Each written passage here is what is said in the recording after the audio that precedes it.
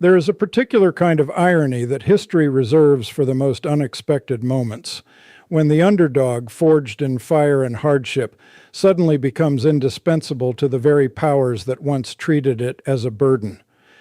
That moment arrived in the early weeks of 2026, when the skies over the Persian Gulf filled with the unmistakable silhouette of Iranian Shahed drones, and the world's most sophisticated military alliance found itself calling not Washington's defense contractors, not Lockheed Martin, not Raytheon, but Kyiv. The war between the United States, Israel, and Iran transformed the geopolitical landscape almost overnight, as masses of low-cost Iranian drones caused havoc across the Gulf, hitting oil infrastructure and U.S. military bases. One nation's battle-hardened technology suddenly became the most sought-after defense asset on the planet, Ukraine's. What followed was not just a transfer of hardware. It was the world's first acknowledgement that a country fighting for its survival had, quietly and without fanfare, become the most advanced counter-drone civilization on Earth. To understand how this happened, you have to go back to the beginning. Russia began deploying Iranian-designed Shahed drones in large numbers shortly after its full-scale invasion of Ukraine in 2022. These propeller-driven weapons carry explosive payloads and are programmed to crash into their targets, earning them the nickname kamikaze drones.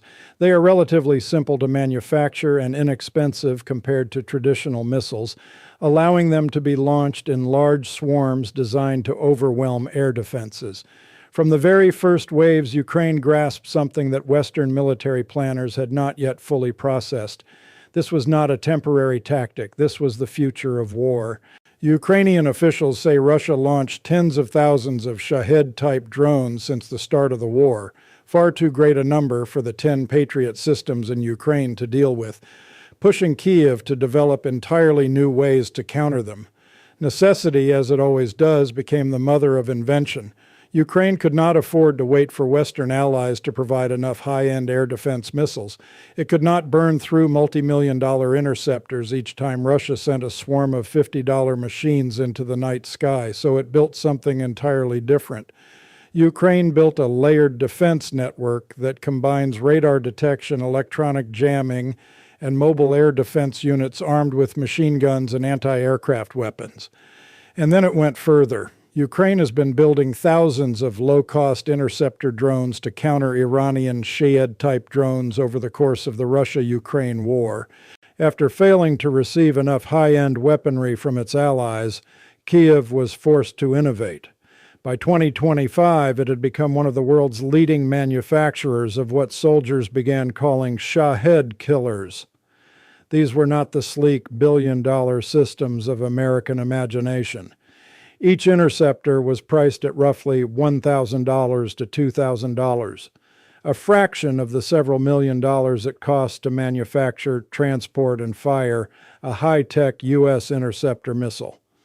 They were designed to hunt drones in the dark, guided by pilots wearing first-person view goggles, tracking their targets on screens in mobile units scattered across the Ukrainian countryside. Among Ukraine's most effective systems are the General Cherry Bullet, Sting, and Octopus interceptor drones.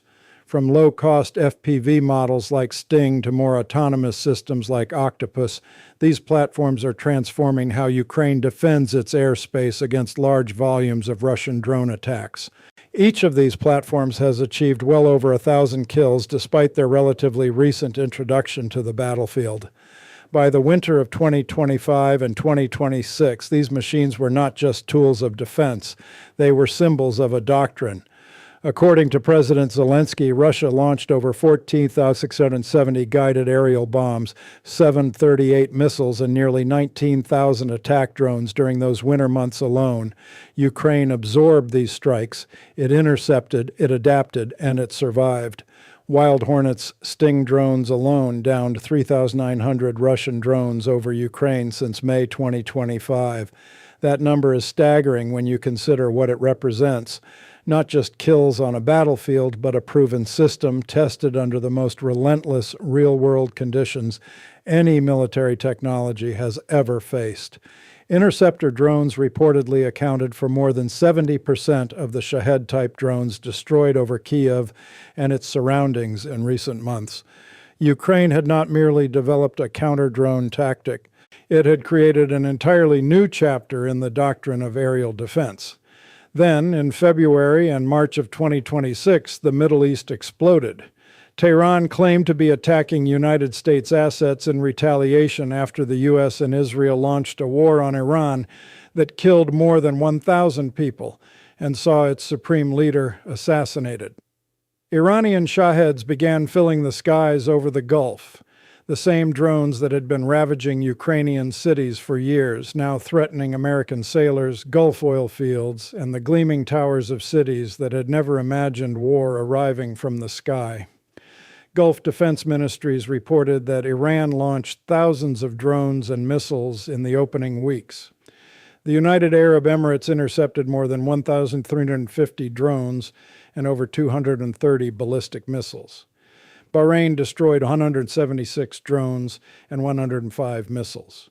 Qatar intercepted 47 drones and 118 ballistic missiles.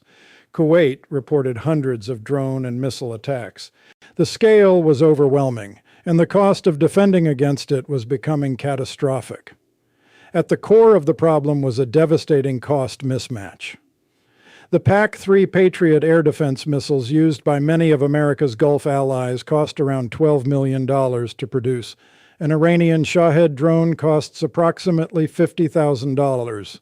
Iran was spending $50,000 to force America to spend $12 million.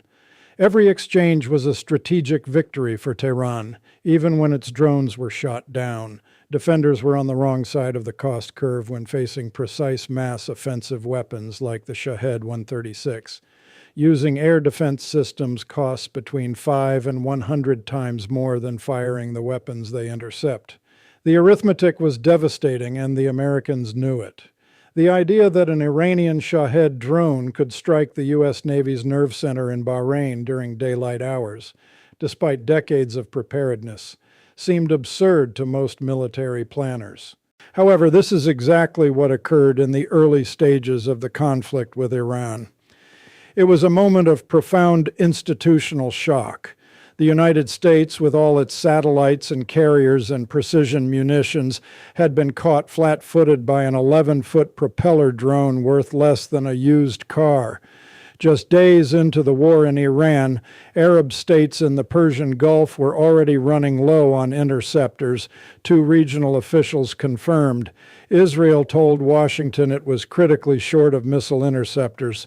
The most powerful military alliance in history was burning through its air defense stockpile at a pace it could not sustain. Ukrainian trainers had already been sharing their drone warfare insights with multiple European countries, including Poland and Britain. This represented a striking shift in the relationship between Ukraine and its allies. Throughout the period from 2014 until 2022, Western military trainers had routinely traveled to Ukraine to provide instruction. After 4 years of defending against the biggest European invasion since World War II, it was now Ukraine that was setting the standards, while NATO commanders tried to catch up. That transformation, once debated quietly in defense circles, was suddenly on the front page of every newspaper on Earth. Zelensky announced that Ukrainian military specialists were operating in the United Arab Emirates, Saudi Arabia, Qatar, Kuwait, and Jordan. Our teams are already working with 5 countries on countering Shahed drones, he said. We have provided expert assessments and are helping build a defense system. It was a statement that would have been unthinkable 2 years earlier. A nation still fighting for its own survival, dispatching its experts to defend the oil fields and military bases of the wealthiest region on the planet. The U.S. itself had asked Kyiv for expert support for American military personnel operating in 2 areas of the region, and Zelensky confirmed Ukraine had responded. The U.S. Army began deploying roughly 10,000 Merops interceptor drones, originally developed and tested in Ukraine, to the Middle East to help counter Iranian drone attacks without relying on expensive missile defenses. Those Merops interceptor drones cost roughly $14,000 to $15,000 each, with potential to fall to $3,000 to $5,000 per unit with larger production orders. The contrast with a $12 million Patriot missile was impossible to ignore. Ukraine had not just invented a weapon, it had invented a philosophy that the answer to cheap mass attacks is cheap mass defense, not expensive precision, and that the future of air defense is nimble, distributed, and scalable. The first wave of U.S. attacks as part of Operation Epic Fury marked the initial operational deployment of the Lucas system, a low-cost unmanned combat attack system reverse-engineered from the Iranian Shahed 136 drone, sped through the Pentagon's acquisition pipeline in just 18 months, embedded in U.S. Central Command only in December 2025. The Americans had learned, but they had learned by watching Ukraine. They had learned because Ukraine had spent 4 brutal years doing what no think tank or simulation could replicate, actually fighting. The mix-up that drew renewed global attention came from an unlikely source. During a segment on Fox News, an American drone expert appeared alongside footage of air defenses downing Iranian Shahed drones, which was presented as American technology in action. Wild Hornets, the Ukrainian drone company, responded immediately on X. The footage shown features Sting, a Ukrainian interceptor drone developed by engineers at Wild Hornets, used by Ukrainian air defense units to destroy Shahed-type drones. In that single clarification was a world of meaning. America had not even recognized Ukraine's technology when it saw it working in real time. During a spring 2025 exercise in Estonia involving NATO forces and Ukrainian drone crews, the Ukrainians easily overcame a far larger NATO contingent, sparking considerable alarm and much debate. It was no longer possible to frame Ukraine as a recipient of Western charity. It was a peer, and in the domain that now mattered most, it was leading. As Zelensky noted in a press briefing, the 800 Patriot air defense missiles used by Gulf states to intercept Iranian missiles and drones had already surpassed the total number of Patriot missiles provided to Ukraine throughout the entire duration of its war. Ukraine had endured far worse with far less and had built something that the richest military alliance in history was now desperately trying to replicate. The story of Ukraine's drone revolution is ultimately a story about what happens when a nation refuses to accept the terms of its own destruction. In 2025, Russia deployed 54,000 Shahed-type drones against Ukraine. Now Kiev is offering that hard-earned experience abroad. Every interception, every crashed drone, every pilot who sat in a cold field with goggles on his face and a controller in his hands, all of it accumulated into something no procurement budget could manufacture, genuine mastery. In all likelihood, the United States will face one-way attack drones like the Shahed 136 not only in the Iran war, but in future conflicts as well.